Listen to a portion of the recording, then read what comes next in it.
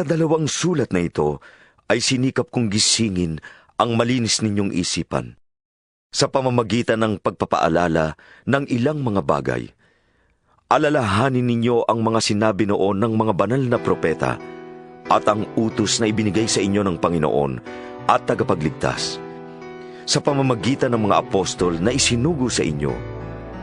Una sa lahat, dapat ninyong malaman na sa mga huling araw ay pagtatawanan kayo ng mga taong namumuhay ayon sa nasa ng laman. Sasabihin nila, si Kristo'y nangakong darating, hindi ba?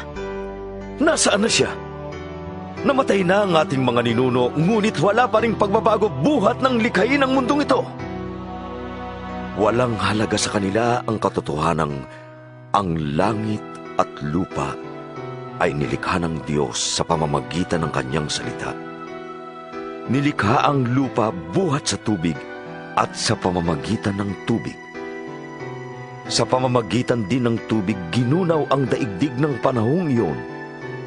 Sa pamamagitan din ng salitang iyon ay nananatili ang mga langit at ang lupa upang tupukin sa apoy pagdating ng araw ng paghuhukom at pagpaparusa sa masasama. Ngunit huwag ninyong kalilimutan ito, mga minamahal, na sa Panginoon, ang isang araw ay 1,000 taon, at ang 1,000 taon ay isang araw lamang. Ang Panginoon ay hindi nagpapabaya sa kanyang pangako, gaya ng inaakala ng ilan. Hindi pa niya tinutupad ang pangakong iyon alang-alang sa inyo. Binibigyan pa niya ng pagkakataon ang lahat na makapagsisi at tumalikod sa kasalanan, sapagkat hindi niya nais na may mapahamak. Ngunit ang araw ng Panginoon ay darating na tulad ng isang magnanakaw.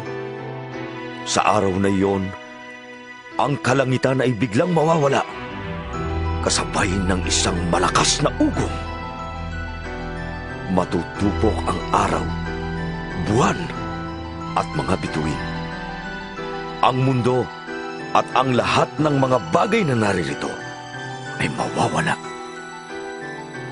At dahil ganito ang magiging wakas ng lahat ng bagay, maging masunurin kayo sa Diyos at mamuhay kayo ng banal. Habang hinihintay ninyo ang araw ng Diyos, magsikap kayong mabuti upang madaling dumating ang araw na ang kalangitan ay matutupok at ang mga bagay na naroroon ay matutunaw sa matinding init. Naghihintay tayo ng bagong langit at ng bagong lupa na paghaharian ng katarungan, sapagkat ganoon ang kanyang pangako. Kaya nga, mga minamahal, habang naghihintay kayo, sikapin ninyong mamuhay ng mapayapa, walang dungis at kapintasan. Isipin ninyong kaya nagtitimpi ang Panginoon ay upang bigyan kayo ng pagkakataong maligtas. Iyan ang sinulat sa inyo ng kapatid nating si Pablo. Taglay ang karunungang kaloob sa kanya ng Diyos. Sa lahat ng sulat niya tungkol sa paksang ito, ganito ang lagi niyang paalala. Kaya lang, ang ilang bahagi sa kanyang mga sulat ay mahirap unawain at binibigyan ng maling kahulugan ng mga mangmang at magugulong pag-iisip. Ganyan din ang kanilang ginagawa sa ibang mga kasulatan, kaya nga't ipinapahamak nila ang kanilang sarili. Ngayong ito'y alam na ninyo, mga kapatid, dapat kayong mag-ingat upang huwag kayong mailigaw ng mga taong walang sinusunod na batas. At nang sa gayon, hindi kayo matitinag sa inyong mabuting kalagayan. Magpatuloy kayong lumago sa kagandahang loob at sa pagkakilala sa ating Panginoon at tagapagligtas na si Jesucristo. Sa Kanya ang kaluwalhatian, ngayon at magpakailanman. Amen.